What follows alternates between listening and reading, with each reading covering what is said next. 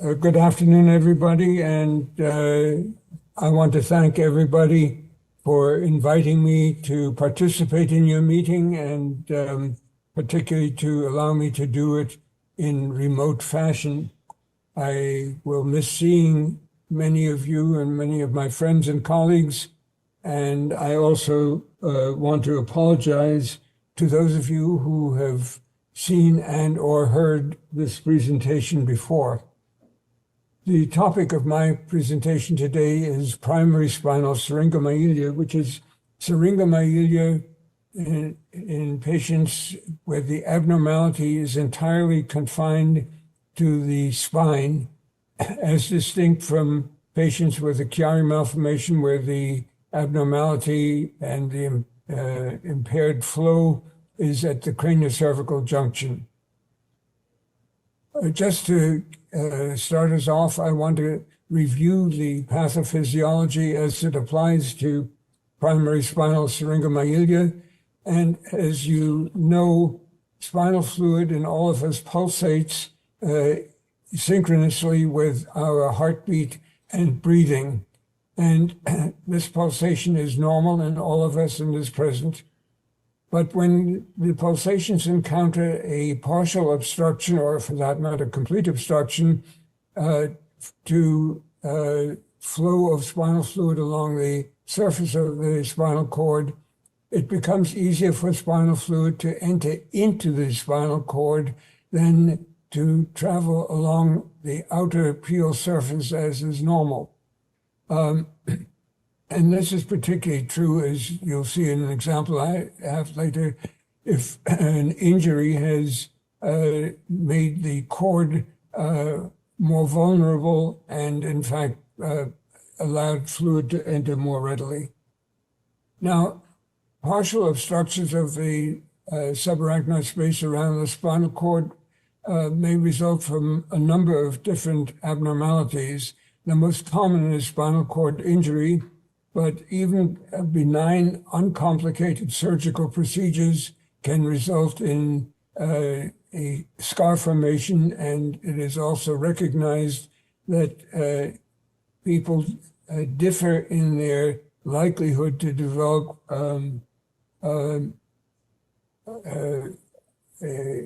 scar tissue. I think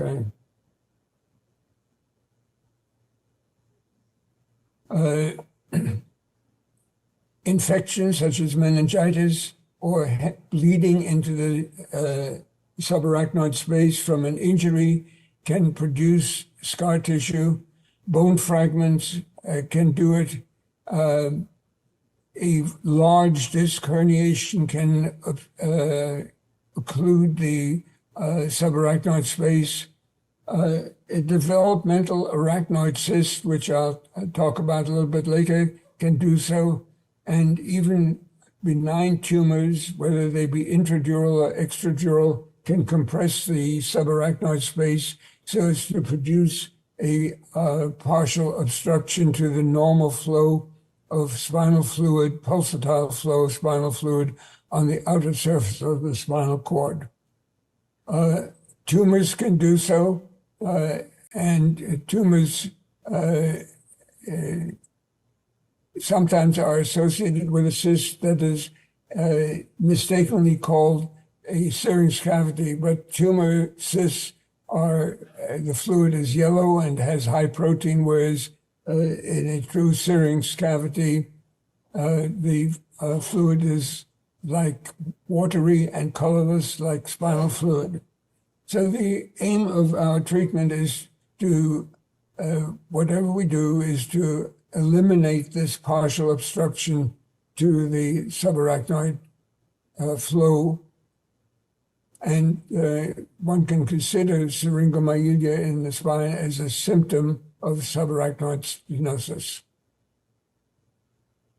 Now, we diagnose this particularly today with an MR scan, and MR scan is immensely useful, but there are some limitations, and in certain instances, we still resort to myelography with a CT scan to help us show the area where contrast flow is blocked, and it helps us in defining what we need to do as surgeons.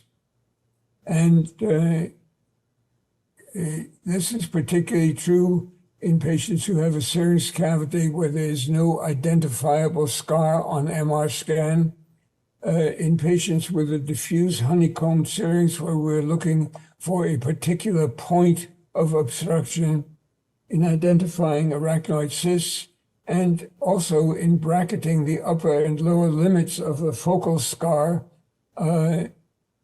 which is sometimes difficult to do with MR scanning. There are at present, unlike in Chiari cases where we have cardiac-aided CSF flow studies, these are not available for the spinal cord. And so it is also possible to miss a focal area of obstruction if the MR scan image is just a little bit out of the plane of the scar. And as I already said, the myelogram is particularly useful in defining the rostrocaudal extent of an obstruction. This sometimes necessitates introducing contrast in the cervical, high cervical region, as well as in the lumbar region, as you'll see in a moment.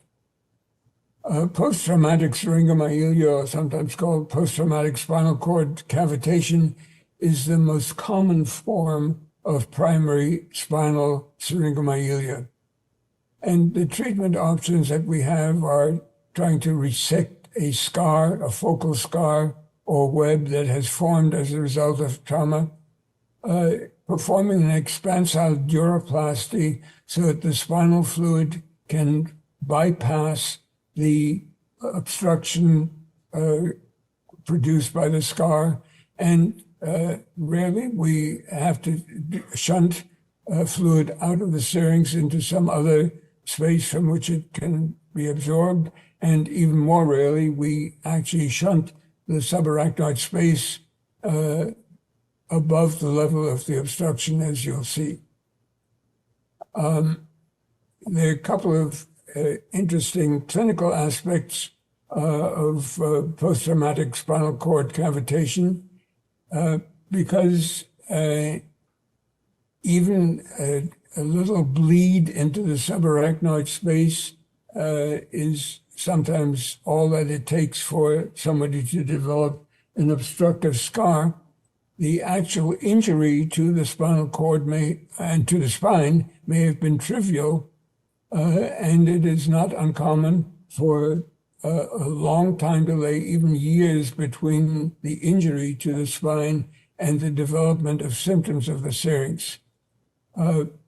Sometimes the first awareness that a patient has of something being wrong is after a severe cough or sneeze. They suddenly develop a sense of pain or a sense of numbness, which was not evident before. Here, by the way, is an example from one of Dr. Millerat's papers of an injury to the spinal cord, and you can see how easy it would be for fluid to enter into an injured area of the spinal cord and produce a syrinx cavity. The most common symptoms, this is from an old paper many years ago on patients with post-traumatic spinal cord syrinx, is pain on coughing or sneezing, straining. Sometimes patients develop pain spontaneously and they don't know what it's from, or they may develop areas of numbness or loss of temperature sensation. If they have a significant spinal cord injury, there may be excessive sweating above the level of the injury because the pathways for sweating below the injury have been injured. And some patients are actually asymptomatic and have a post-traumatic syrinx. We now recognize that about up to a quarter of patients who have a spinal injury may develop syringomyelia. And it is important to understand why not every patient with a spinal cord injury develops syringomyelia. At least one possible explanation is that patients who have a persistent central canal are more likely to develop spinal syringomyelia after an injury than patients in whom the canal has been obliterated. It should be known that all of us are born with a normal central canal within the spinal cord, and in usual cases, most of us, this central canal is obliterated early in life by 10 years of age. But out of this study, which came out of Japan in late 1990s, you can see that even people over 100 may have a residual central canal. And I have seen many, many of these, in part because radiologists in their report often confuse this or are ambiguous and say residual central canal compatible with hydrosyringomyelia or something like that. And that sends patients into a dizzy. This is a typical example of a residual central canal. It is fusiform in shape and has linear extensions rostrally and caudally. And here's an example of something like this in the lower thoracic region. And on axial images, that is to say cross-sectional images, it is a typically small, round, centrally placed cavity. And in my experience, these are not symptomatic. And when I see patients who have symptoms of some kind of spinal dysfunction and have this, I look for other causes to explain their symptoms. And it is very important for all of us to distinguish between true syringomyelia and this condition, hydromyelia or residual central canal. Hydromyelia is benign, it's central, round, and fusiform, as you see. True syringomyelia is a pathological condition. The cavities are often distended. They're, as you'll see, often eccentric and irregular in shape. Post-traumatic syringomyelia can occur with or without a deformity of the spine from the injury. And in planning treatment, it is very important to establish whether the area of subarachnoid stenosis is complete or incomplete, whether it is focal or diffuse over a large area of the spine, and particularly also the level of the scar. And I will touch on the importance of identifying a high cervical lesion as compared to others. Deformities of the bone can produce extradural compression of the spinal syrinx space, and this can be anterior and sometimes lends itself to an anterior decompression or a posterior decompression or laminectomy. Here's an artist's illustration of how a bone deformity from a spinal injury can produce obstruction of the subarachnoid space in the cervical region, and how correction of this obstruction can reduce the size of the syrinx cavity.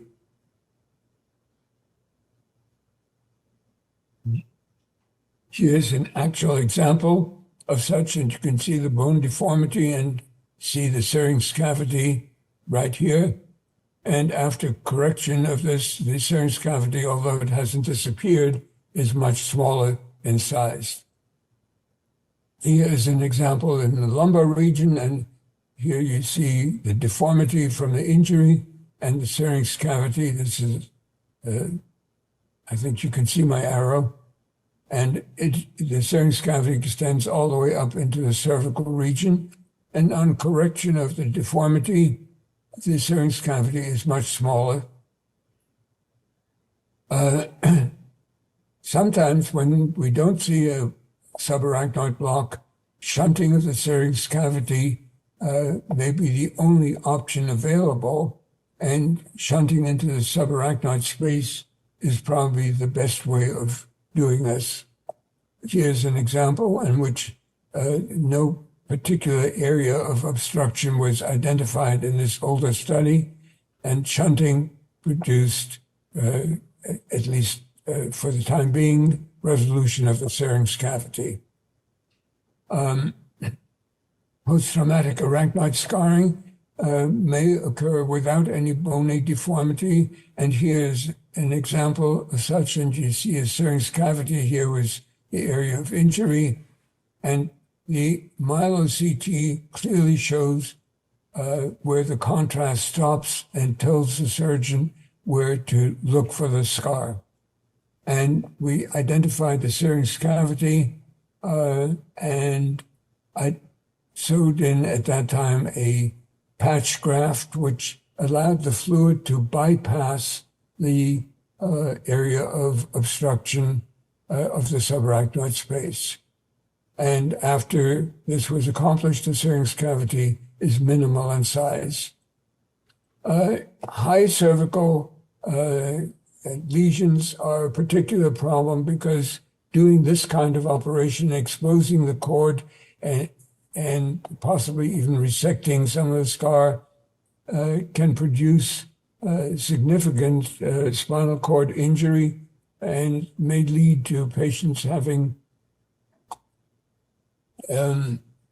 respiratory failure and becoming dependent on a respirator. So we look for other things to do in such patients. Here's an example of somebody who had a high cervical cord injury with a syrinx cavity. And the problem is that dissecting along here can lead to interference with the respiratory pathways. Here's another example of this. And what we have done in this sort of situation is to shunt fluid from this space, and you can see that it is smaller after the shunt has been placed, and it results in contraction of the abnormality, less fluid entering into the injured area of the spinal cord. In this particular patient who was wheelchair dependent, it made the difference of his being able to once again resume using hand controls on his wheelchair, which he had lost.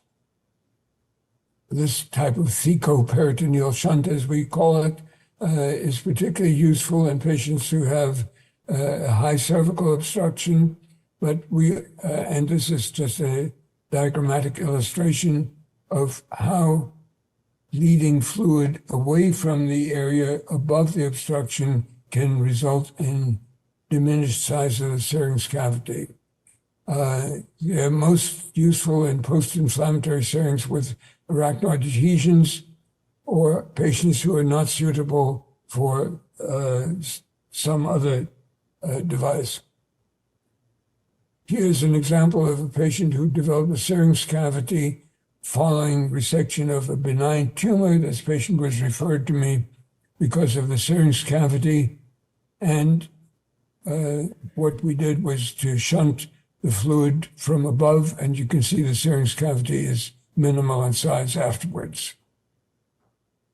Congenital arachnoid cysts and diverticulae can also be associated with syringomyelia. We don't know what leads to the development of these cysts, but here is a patient who had such an abnormality, and you can see the syrinx cavity in the cervical thoracic region. And on axial images, you can see the cavity. It is not quite in the center of the cord, but fairly round. And here is an example of a myelogram, contrast from above, contrast from below, and we know exactly where the block is. And this helps define the area where surgery needs to be performed. We identified the obstruction with the injection of indigo carmine Other dyes can be used. Indigo carmine is not available anymore today. And it helps the surgeon identify what needs to be done. Here's the resection of the actual scar. And after surgery, the syrinx cavity has collapsed. It's much, much smaller in size. And the area in the cord that was is a circular cavity is barely visible on the postoperative scan. This was an interesting case in which a patient developed a syrinx cavity without any particular injury, but obvious disability. And on MR scanning, we saw the obvious area of obstruction to CSF flow, and you can see the syrinx cavity above this area. What we found was something that I've not seen before or since, a pouch of arachnoid, which is one of the normal linings over the surface of the spinal cord, entering into central canal of the spinal cord. And we identified this pouch, again, with injection of contrast. And when we resected it, the syrinx disappeared. Small area of residual cavity right there. Syringomyelia, as I said, it can develop in some patients as a sequel to removal of a benign tumor without any complications, because some people do have an increased propensity to develop scar tissue. Here is a syrinx that developed in somebody following removal of a benign tumor, and this is what the scar looked like. But resecting a scar like this would be very, very tricky and may injure the cord and may not be the best way of doing it. So a diffuse scar like this may not lend itself to resection. Another example of a patient that cannot be treated by resecting a scar is this one who developed syringomyelia following meningitis, and you can see the areas of adhesions are pretty extensive. So for those patients, shunting of the syrinx remains an option, and we use a multi-perforated catheter that we insert into the cavity and drain fluid out of the cavity. Unfortunately, shunting is subject to all sorts of complications and should be considered only as a last resort when no other options are available. The complications that can occur is obstruction of the shunt, tethering, infection, low CSF pressure states, etc.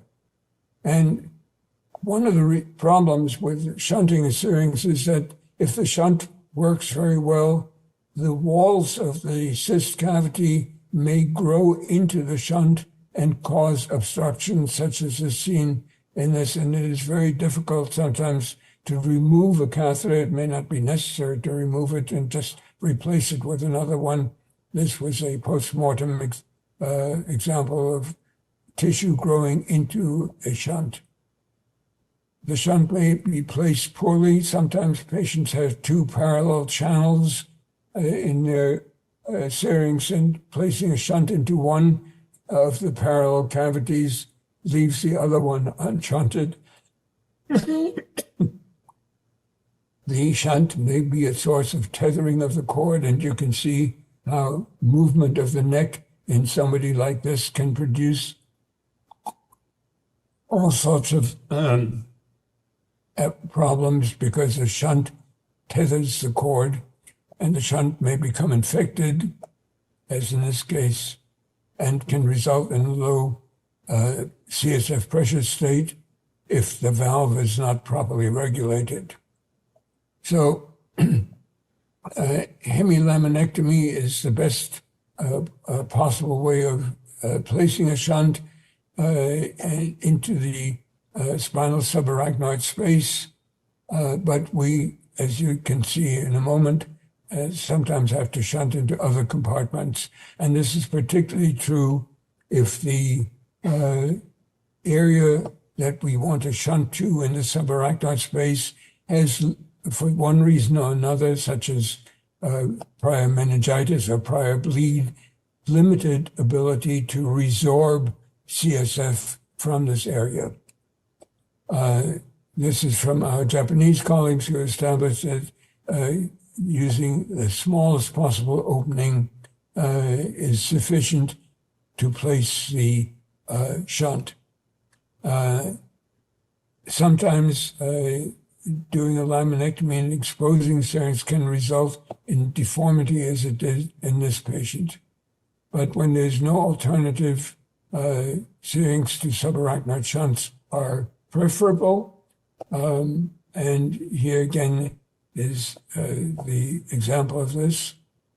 But we have done peritoneal shunts, shunts into pleural cavity, subarachnoid decompression, and syringo-subarachnoid shunts, which I've talked about, and valve placement. All of them are subject to some kind of problems.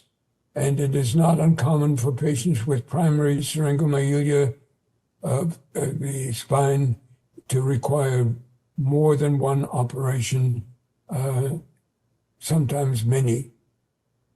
And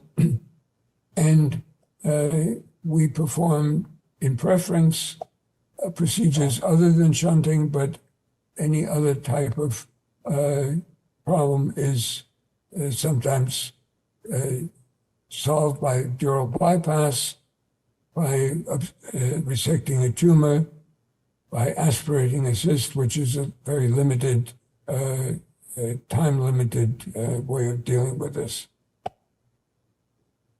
In our experience, some years ago, trauma was the most common cause for primary spinal syringomyelia.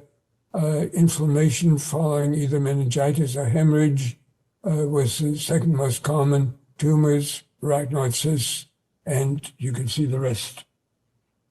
And the most likely need for reoperation occurs in the post-traumatic and post-inflammatory cases.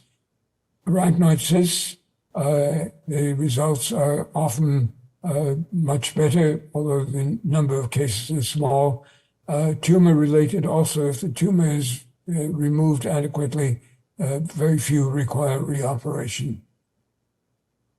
Again, the outcome related to procedure, it is better in tumor resections, in cyst wall resection, that is arachnoid diverticular or arachnoid cyst resection, than it is in trauma or post-inflammatory cases. The aim that we will all tell patients is to stabilize the condition. Some improve. Occasionally somebody will get worse. And as I've indicated, there may be in a significant number of patients with primary spinal syringomyelia a need to perform more than one operation. The term idiopathic syringomyelia, just to touch on this, is syringomyelia for which we don't recognize the source, and it needs to be recognized that as our diagnostic abilities have improved, this is less and less of a diagnostic entity. So to conclude, spinal syringomyelia may complicate spinal cord injury, meningitis, or subarachnoid hemorrhage, and establishing the extent and level of the subarachnoid block is important in planning treatment. Patients with primary spinal syringomyelia may face multiple procedures, and the outcome is better when the scar is very focal than diffuse. Shunting is appropriate when there's no alternative. Extensive laminectomy, as you have seen, may lead to secondary spinal deformity, and today when an extensive laminectomy is performed, instrumented fusion may avoid the deformity. It's also true that the earlier the diagnosis, the less advanced the neurologic impairment has been, the better the outcome. The longer somebody waits and has severe neurologic impairment, the less is the chance that all of that will resolve. We can improve our treatment by looking at our failures and not necessarily at our best outcomes. Just a brief word about pain control. There's a lot of research trying to use stem cells, molecular biology, pharmacology, but pain is difficult to manage in these patients.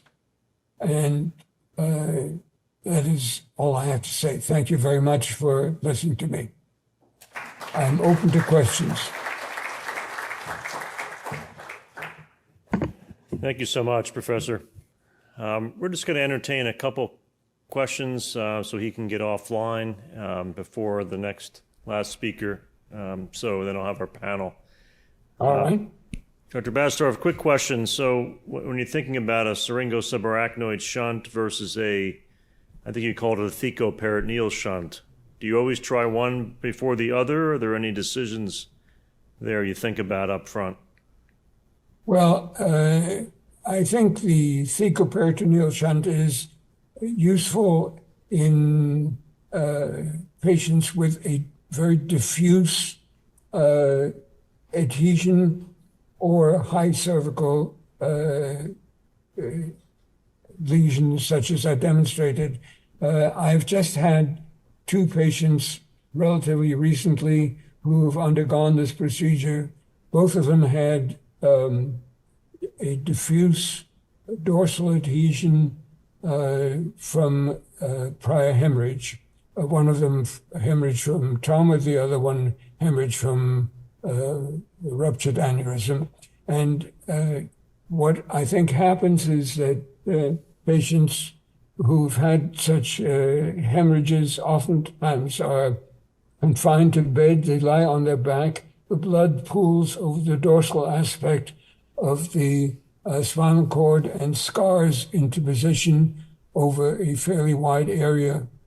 And I've had significant reduction in the size of the syrinx cavity with such a thecoperitoneal shunt. And last technical issue, what kind of valve do you put in if you're going to shunt it away from the syrinx? Yeah, it's a good question. We have to, when you shunt into the subarachnoid space, obviously you don't have to use a valve. When you shunt into some other cavity, you do, and we use a sufficient valve and need to adjust it very carefully so it's not to produce a state of CSF hypotension. Questions from the audience at all? Yes, ma'am. Just getting a microphone, Dr. Batzdorf, to her. 1 second. Thank you. Yeah, sure.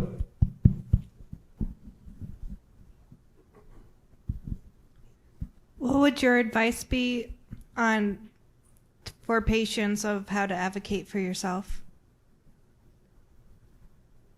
For patients who have to advocate for themselves?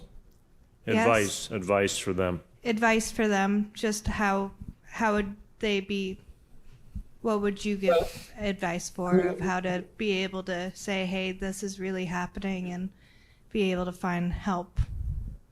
Well, I think there are 2 parts to this, to my answer. One is that anybody who develops new symptoms of numbness, of weakness, unexplained, today getting an MR scan is a rather simple and straightforward thing. Sometimes one has to get authorization from insurance companies, but seeing a specialist who can perform a neurologic examination and establish that there is a deficit is very important. And the other thing is that, as I indicated in my talk, it is better to perform treatment of whatever sort, what is indicated early on, because once neurologic deficit is present and progresses, it is difficult to reverse damage that has already been done. It is easier to prevent it and arrest it at whatever level it has become present than to try to reverse neurologic impairment. Thank you. Any other question? Yes, ma'am.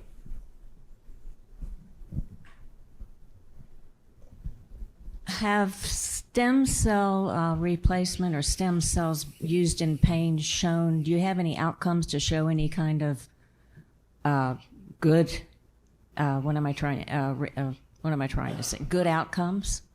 I am not familiar with any dramatic improvement, but there may be others on the panel who have had experience with this. I have not, and I have not seen anything published that would make me say that this is currently an available and useful approach.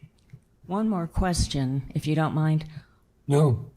What is an eccentric syringomyelia? Well, that's a good question. The way the cavity develops in the spinal cord is related in part to the nature of the injury and to the nature of the adhesions. So if the cord is adherent from, let's say, meningitis or a hemorrhage on one side, as the cavity develops, it will not necessarily develop, even if it is an expansion of a residual central canal, it will not expand in an even fashion. And if there's been an injury to the cord, I showed a very dramatic example of an injury, but that is not necessarily typical of all. But if the cord is bruised and has lost a little substance in one area or is weakened in one area, you can see how the cystic cavity, as it expands, will take advantage of that weakened area and expand into that area. Does that make sense?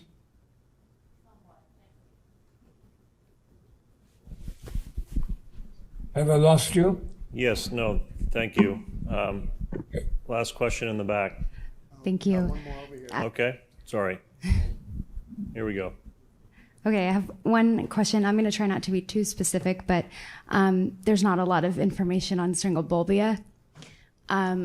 If it's 10 years out of surgery to correct that cyst, or after shunting and everything, was doing well, but getting a little more orthostatic issues again, would you go to work on like the structural integrity issues? Would you check the shunt first? Would you, I don't know how to tell the difference between high intracranial pressure and, a working shunt or not working shunt. And my symptoms seem, well, I think one could perform imaging studies and even cardiac-aided CSF flow studies to demonstrate whether there's any partial obstruction to the spinal fluid circulation. It can develop years after, and it is important to try to do non-invasive imaging before anything else. And it may be that there's a small membrane that has formed that lends itself to resection. That would be my first move. And then obviously if there's a shunt, one needs to make sure that the shunt is functioning. And then the question would arise whether there's any other cause for deterioration. Thank you. And I appreciate you reminding us of the heart rate and CSF flow connection again. And I think Dr. Weiss did it yesterday as well. So with POT symptoms and stuff, that's very helpful. Thank you. Great. Two more, then we're done. Sorry, you okay, Dr. Batzdorf? Yes, thank you. Thank you very much again for inviting me. Oh, no, sorry. Just two more to go. Are you okay with two more? Yes? All right, here we go. Here's one. Dr. Batzdorf, I have syringomyelia. It's by natural from birth, and I had it diagnosed when I was in my mid-30s, and I'm now almost 69. But I had tremendous symptoms in a wheelchair, and in the thoracic and in the C1 through 3 and T3 through 8. And miraculously, I got better. And with no surgeries, nothing. 20 years goes by, and I'm fine. And then suddenly, through an infection and also a spinal tap that I had done, checking for meningitis, I now had symptoms that came back and landed me back into a wheelchair and kind of incapacitated for about 6 months.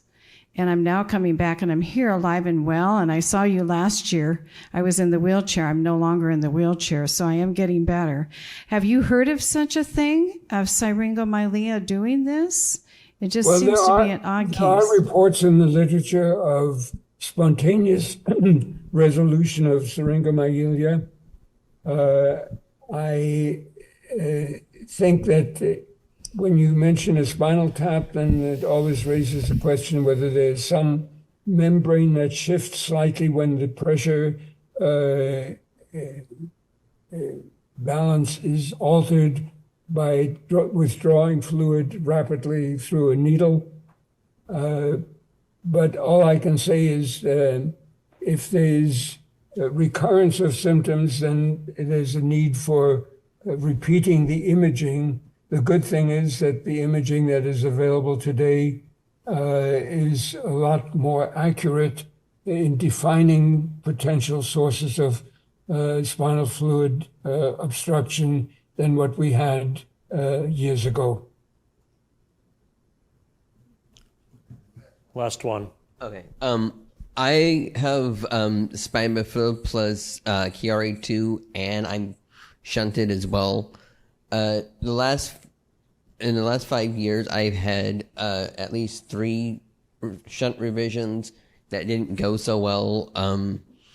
It caused some really bad scarring on where my old shunt used to be, and it's just been causing really bad headaches, and no doctor can figure it out why it's happened or what I can do to fix it. And then this last March, I had a really bad spell where I blacked out and fell out of my chair and hit my eye and cut it open. And I'm discussing it with my neurologist and my neurosurgeon. And one says that it was a seizure, and the other one says it was my Chiari. But they don't want to go any further with that because they said surgery with that is dangerous. I was wondering if you had any things that could help with testing. Well, was an electroencephalogram performed to determine whether you had a seizure focus? Not that I know of. Yeah. Well, I mean, I think sometimes these are very difficult things to sort out, but I would certainly say that if there's a possibility that you had a seizure, there are ways of not always 100%, but there are ways of making a diagnosis and establishing that, and certainly treatment with anti-seizure medication would be a reasonable thing to do in such a situation, and would not require any surgery if that were to be the case. But it's difficult to assess sometimes whether something caused imbalance to produce a fall. Thank you so much, Dr. Batzdorf, for joining us. Please give him a round of applause to thank him. Thank you all very much.